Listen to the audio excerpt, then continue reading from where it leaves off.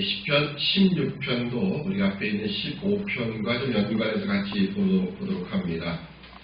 압살롬을 피하며 지었던 여러 가지 시들, 그들 중에 15편은 주의 장막에 유할 자, 주의 성산에 거할 자가 누구입니까? 라고 하는 그런 질문으로 스스로 답을 내렸다. 2절부터 5절까지가 답이었었고요. 결국 주의 성산과 주의 장막에 유하며 거할 자라는 것은 참된 예배자. 참된 예배자라는 것은 단순한 예배 열심히 나오는 사람 이런 정도의 얘기가 아니라, 물론 예배가 기본이지만 실질적인 삶이 예배자의 삶, 자기 자신을 하나님이 기뻐하시는 거룩한 산 제물로 드리는, 삶을 드리는 그런 참된 예배자. 그런 면에서 압살롬은 부적격자이지. 압살롬은. 그러나 다윗은 완벽하냐 그런 얘기가 아니고요. 다윗은 왕이신 예수 그리스도를 예표하는 분으로 실질적인 예수 그리스도께서 참된 하나님을 예배하는 자라는 차원 속에서 다윗은 그것을 고백을 하는 것이고요. 자, 16절도 보면 16절 전체 주제는 제가 주보의 제목을 썼지만 주보의 제목 자체가 있습니다. 하나님을 복으로 삼는 성도. 결국 주의 성산에 그리고 주의 장막에 유하며 거할 자가 누구이겠는가 라고 했을 때 그것은 바로 하나님을 복으로 삼는 성도이다. 그러니까 참된 예배자, 그것은 하나님만을 복으로 삼는 그런 성도를 가리키는 것이고요. 그러면서 오늘 이 본문 16편과 함께 살펴보도록 합니다. 자, 16편 1절을 보면 하나님의 나를 보호하소서 내가 주께 피하나이다 이렇게 고백합니다. 우리 개혁성경은 이 부분을 이제 원인을 나타내는 접속사를 이렇게 쓰질 않았어요. 그래서 하나님의 나를 보호하소서 왜냐하면 내가 주께 피하기 때문입니다 라고 하는 이렇게 써야 맞는데요. 왜냐하면 이렇게 빼버렸습니다. 하나님의 나를 보호해 주십시오. 왜냐하면 내가 주께 피하였기 때문입니다 라는 그런 뜻입니다. 내가 하나님께 피하였기 때문에 주는 나를 보호하셔야 됩니다. 그러면 자식이, 어린아이가 자기 부모의 품에 딱 들어가서 나를 보호하셔야 됩니다. 이렇게 하는 것과 똑같은 이야기입니다. 당연히 다른 모든 어려움, 위험으로부터 또는 원수가 있다면 그 원수로부터 딱 지키는 거죠. 그 자식들은 그런 걸 알기 때문에 자기가 친구들과 놀다가 좀 불리한 상황이 발생했을 때 마치 거기 엄마가 지나간다. 그럼 어떻게 엄마 품속에 훅 들어가는 겁니다. 그러면 옆에들이 아무리 저기해도 꼼짝 못하는 거죠. 마치 그것과 같은 겁니다. 하나님 제가 주께 피하였습니다. 당신께 피하였기 때문에 나를 보호해 주십시오 라고 고백을 하는 겁니다. 자, 오늘 이 전체 이 16편에서 가장 중심점으로 보려고 하는 것은 2절 3절의 내용입니다. 내가 여호와께 아뢰되 주는 나의 주시오니 주밖에는 나의 복이 없다 하였나이다. 땅에 있는 성도는 존귀한 자니 나의 모든 즐거움이 저희에게 있도다. 아멘. 자, 여기 내가 여호와께 아뢰되, 여기 주는 나의 주시오니에서 우리 개혁성경은 이 과거 이 번역할 당시에 약간 어떻게 하나님에 대해서 당신이라고 표현하느냐라고 해서 이 앞에 주는 할 때 이 주는 당신은 이라는 뜻입니다. 당신은 나의 주시오니. 그래서 이 하나님께 대하여 당신이라는 표현을 거의 쓰지 않았습니다. 이게 마치 불경스럽다라는 그런 의미의 생각을 가졌기 때문에 그래요. 근데 정확하게 말하면 당신이라고 표현하는 2인칭의 극존칭어, 우리말에 2인칭의 극존칭어가 있습니다. 근데 보통은 3인칭으로서의 3인칭은 나, 너 빼고 다른 사람을 가리켜 3인칭이라고 합니다. 3인칭에는 극존칭어로 당신이라는 표현이 있어요. 우리말이 참 어렵습니다. 근데 2인칭은 우리가 보통 이 당신이라는 표현을 쓸 때 보통은 좀 나쁜 의미로 많이 쓰게 되지요. 당신이 뭔데 나한테 그런 말을 하냐. 이렇게 다른 사람과 막 싸울 때 그렇게 하는 경우가 많기 때문에 그런 의미 때문에 우리는 당신이라는 말이 2인칭에 쓸 때는 좋은 의미로 극존칭의 의미로 이렇게 다가오질 않아요. 근데 원래는 극존칭어에 당신이라는 말이 있습니다. 그렇게 잘못 사용하는 것 뿐이죠. 그래서 당신이라는 말로 사실 써도 되는데 아직까지 우리나라 정서상 그게 맞지 않아서 성경은 그러니까 주라고 다 표현한 겁니다.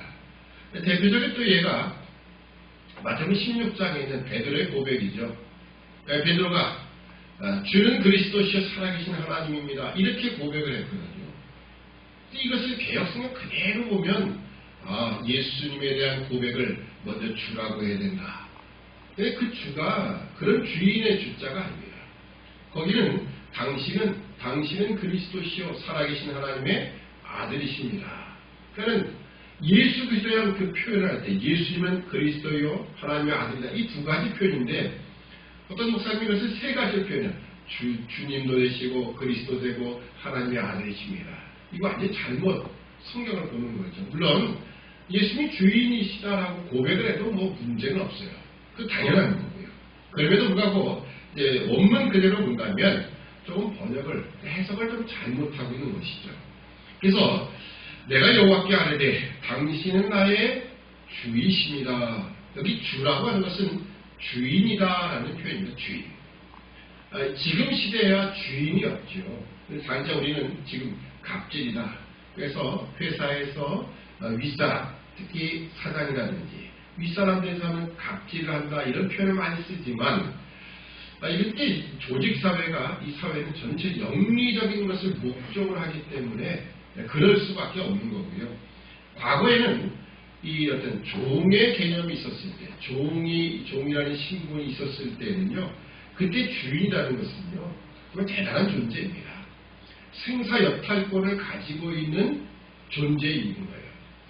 그러니까 다윗이 하나님을 향하여 당신은 나의 주인이십니다 하고 고백하는 것은요, 당신이 나의 모든 생사여탈권을 가지고 계십니다라는 고백입니다.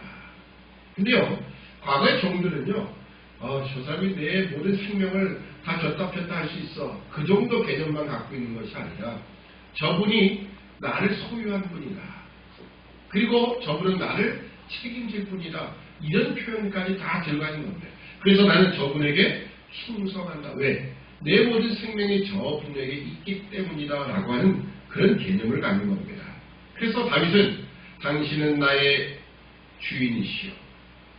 당신 밖에는 나의 복이 없다 하였나이다. 이렇게 고백을 하는 겁니다. 자, 근데 이 고백은 누가 하는 것이냐? 바로 그 다음 주에 있는 것처럼 땅에 있는 성도는 존귀한 자니라고 해서 사실 이 모든 성도가 이런 고백을 하는 자가 됩니다. 하나님밖에 없습니다. 당신 나의 주인이십니다. 당신만이 나의 복입니다. 라고 하는 그런 고백을 하는 자가 바로 성도입니다. 그러니까 앞에 우리가 15편에서 했던 주의 장막에 유할 자, 주의 성산에 거할 자가 누구이겠습니까? 라고 한 그 질문 속에 다윗은 스스로 답을 내렸죠. 참된 예배자. 오늘 16장 16편에서는 성도. 그 성도는 하나님만을 복으로 삼는 성도예요. 그런 면에서 본다면 오늘 우리가 지난 날들 동안에 한국교회가 참 그런 면에서 참 부족했습니다. 왜냐하면 하나님을 믿음으로 다른 복을 얻고자 했지 하나님을 복으로 삼는 것에는 너무나 부족했다는 거예요. 당신만을 내가 만족합니다. 당신만으로 내가 모든 것을 다 채울 수 있습니다. 하나님만이 복입니다. 라고 하는 그런 개념을 과연 얼마나 가지고 있었을까요? 사실 이런 부분에 제일 많이 한국교회를 사실은 엉뚱한 길로 달리도록 만드는 데가 사실 여유가 있는 큰 교회입니다. 사실 그 부분 때문에 한국교회가 많이 손해를 봤어요. 과거에는 장로교회 하면요, 상당히 전통, 보수적인 그런 이 색깔을 가진 교회였습니다. 근데 그 교회가 엄청 커지다 보니까 다 그걸 따라가는 거예요. 마치 복받기 위하여 믿음 생활을 하는 것처럼 내가 신앙생활하는 것, 교회 가서 열심히 하고 예배드리고 봉사하고 전도하고 섬기는 이 모든 일들이 복을 받기 위한 것으로 이렇게 착각을 하는 거예요. 그렇게 착각하도록 만들었어요. 삼박자 구원이든 사박자 구원 이런 이야기하는 것 자체가 이미 잘못된 거죠. 그래서 오늘 우리가 기억할 것은 하나님만을 복으로 삼는 것, 이것이 진정한 성도입니다. 참된 예배자이고요. 다윗은 바로 그런 것을 고백을 하는 겁니다. 그래서 3절 다시 보면 땅에 있는 성도는 존귀한 자니 나의 모든 즐거움이 저희에게 있도다. 지금 땅에 있는 성도를 또 가리키며 결국 다윗은 자신의 존재 자체가 하나님의 통치의 대리자인 거예요. 통치의 대리자는 내가 왕이야, 내가 절대 권력을 가지고 내가 너희를 다스린다, 이런 개념이 아니라 자기 자신을 통해서 하나님을 보도록, 하나님을 발견하도록 하는 겁니다. 그러니 다윗이 이런 고백을 하는 거죠. 주밖에는 나의 복이 없나이다. 땅에 있는 성도는 존귀한 자니 나의 모든 즐거움이 저에게 있도다. 그러니까 지금 땅에 있는 성도들, 그 백성들, 내가 다스리고 있는 성도들, 그들 자신의, 그들에게 내 즐거움이 있다라고 하는 겁니다. 왜냐하면 나는 하나님을 그들에게 보여주며 하나님의 다스림을 그들에게 실천하며, 그러니 그들을 정말 사랑할 수밖에 없고 그들에게 즐거워할 수밖에 없다라고 고백을 하는 겁니다. 이것은 예수님이 이 땅에 오셔서 살아가실 때 요한복음 13장에 보면 예수님께서 이런 말씀을 하셨지요. 땅에 있는 그의 제자들을 살아가시되 끝까지 살아가셨다라고 하는 그 고백을 담고 있습니다. 앞으로 예수님을 배반하고 팔아버리고 그리고 다 도망갈 그들을 살아가시되 끝까지 살아가시는 거예요. 왜요? 그의 백성이기 때문이라는 겁니다. 오늘 다윗은 내 모든 즐거움이 저희에게 있습니다. 땅에 있는 성도들 얼마나 존귀한 자냐. 그분이 그 자들이 결국 하나님의 백성, 하나님의 자녀다라고 하는 겁니다. 자, 그런 고백을 하는 거고요. 자, 4절 보면 다른 신에게 예물을 드린다는 괴로움이라고 할 것이라. 나는 저희가 드리는 피의 전제를 드리지 아니하며 내 입술로 그 이름도 부르지 아니하려다. 결국 다른 신에게 예물을 드리는 자, 다른 신에게 예물을 드리는 자가 결국 누구겠습니까? 우상을 쫓아가는 자겠죠. 우상을 쫓아가는 그 근본은 언제나 자기 욕심입니다. 그러니까 여기서 무슨 다른 신에게 예물을 드린다고 해서 엉뚱한 신을 쫓아간다. 물론 이스라엘 역사에는 그것이 있었지만 꼭 다른 신을 쫓아가는 그런 측면만 보지 마시고, 이것은 내가 하나님을 섬기는 그 목적이 뭐냐, 하나님을 신앙하는 그 목적이 뭐냐라고 할 때 하나님만을 복으로 삼고 그분을 나의 주인으로 삼고 가는 성도냐, 아니면은 다른 어떤 세상적인 욕심을 이루기 위하여 하나님을 찾아가고 있느냐, 그 부분을 우리가 기억해야 한다는 겁니다. 다윗은 나는 절대 그러지 않겠다라고 하는 겁니다. 그래서 이제 5절로 이어지죠. 여호와는 나의 산업과 나의 잔의 소득이시니 나의 분깃을 지키시나이다. 자신의 복이 오직 하나님이다라고 고백했던 것처럼 여호와는 나의 산업이시다. 이게 산업이라는 것은 내가 할당받은 몫을 말합니다. 내가 할당받은 몫. 이스라엘 백성이 가나안 땅에 들어가서 그들이 땅을 다 분배를 받죠. 제비뽑기를 통해서 여기는 누구의 지파의 땅, 거기서 자신의 땅들을 다 분할받습니다. 마치 그런 것이요. 여호와는 나의 산업이다. 내 잔의 소득이다. 잔의 소득이라는 말은요, 자신이 가지는 모든 지위, 그것의 총합계를 말한다고 합니다. 좀 어려운 말인데, 내가 가진 모든 이 세상의 신분, 지위, 그 모든 것을 통틀어서 잔의 소득이라 이렇게 이야기합니다. 결국 여호와는 내 모든 세상에서 가지는 모든 지위들, 이것이 모든 총계입니다 라고 하는 겁니다. 그리고 나의 분기 또 이 분기란 말 자체가 제비뽑아 얻은 목 그런 겁니다. 할당받은 몫이나 같은 의미죠. 결국 내가 이 땅에서 결국 이스라엘 백성들은 자신의 땅이 다 있잖아요. 제비 뽑아서 하나님께서 받은 바 땅이 있습니다. 바로 여호와는 나의 산업이시다.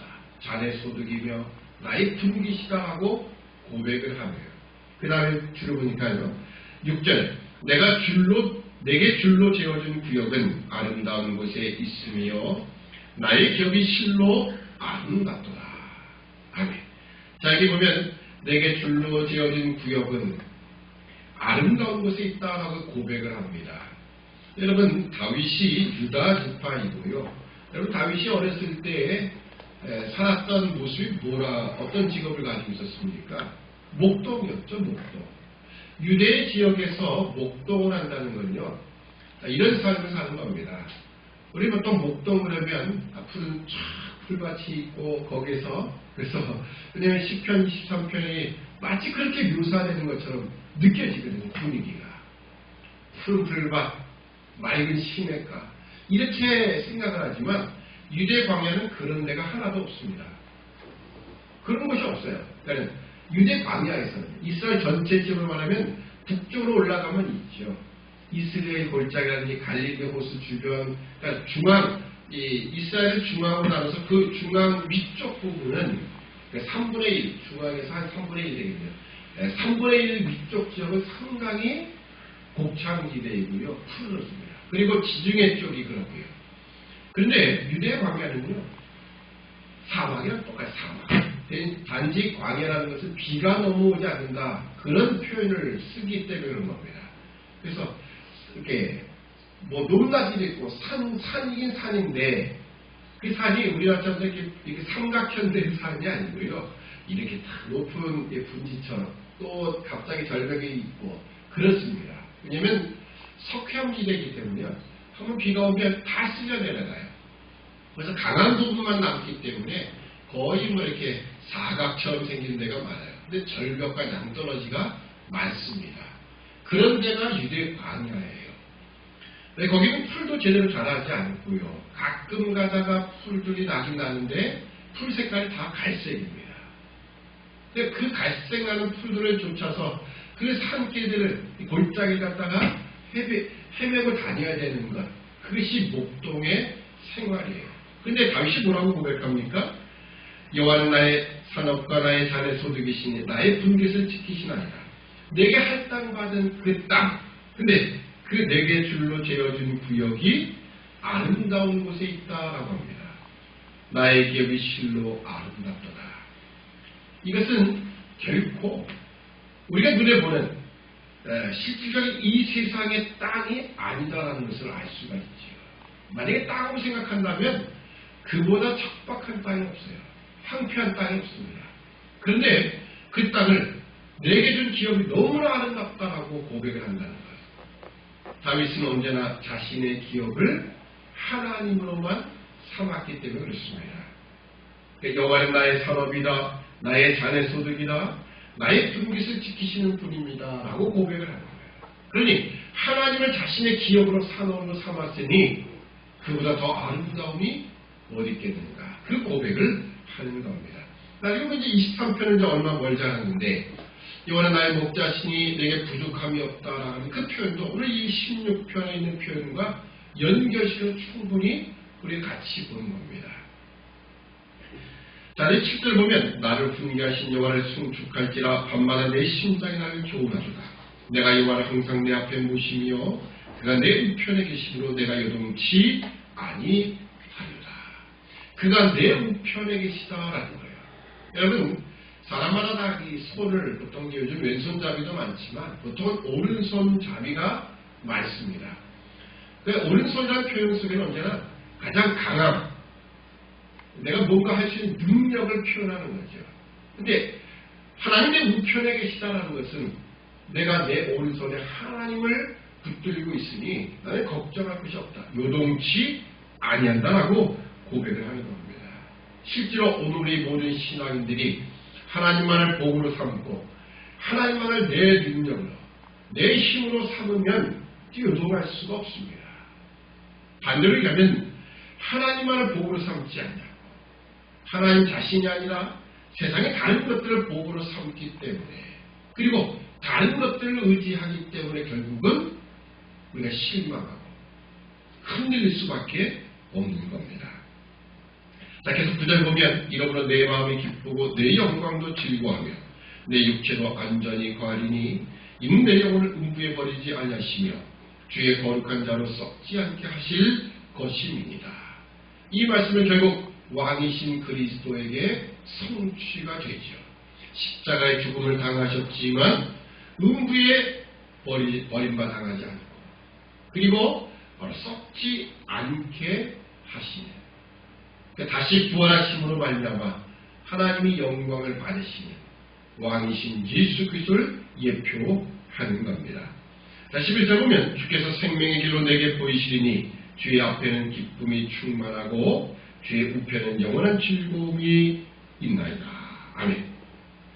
주께서 생명의 길로 내게 보이신다. 그러니까 모든 하나님만을 복으로 삼는 자에게는 하나님이 생명의 길로 보이신 겁니다. 주의 앞에는 기쁨이 충만하고 주의 우편은 영원한 즐거움이다. 결국 자신이 그 기쁨과 즐거움에 함께 참여하고 있다. 또 이것을 거꾸로 돌이켜보면 지금 자신의 오른편 누가 계시다고 해서 하나님이 계시다고 그랬잖아요. 그러니까 자신과 함께 하나님과 동행한다는 입장에서 보면 하나님은 바로 다윗을, 오늘 모든 성도를 기쁨과 즐거움의 대상으로 삼고 계신다라고 하는 겁니다. 그래서 성도는, 이 땅에 있는 성도는 존귀한 자다라는 그 고백을 하는 겁니다. 오늘 여러분, 이 땅에 있는 성도로 살아가는 우리들이 하나님만을 복으로 삼을 때 그분은 나의 주인이시오, 내 생명의 보호자시오, 내 모든 것이 되십니다. 그 하나님만을 복으로 삼을 때 하나님은 오히려 우리에게 힘이 되시고 우리를 요동치 않게 하실 뿐만 아니라 내가 너를 즐거워한다, 나의 기쁨이 너에게있다. 여러분 자녀에게 쓴잖아요. 자녀 조금 기특하면 내 기쁨은 너한테 있다, 이런 표현을 쓰잖아요. 너만 보면 내가 기쁘다, 그렇게 하는 겁니다. 오늘 하나님 우리를 하여금 하나님만을 복으로 삼을 때 하나님 우리를 기뻐하시고 우리를 즐거워하시는 그런 우리의 아버지시고 우리 주인이심을 다시 한번 고백하는 우리 모두가 되어야 할 것입니다. 기도하겠습니다. 사랑의 아버지 하나님, 은혜와 사랑을 참으로 감사합니다. 오늘 우리가 하나님만을 복으로 삼는 참된 성도의 자리에 있기를 소원합니다.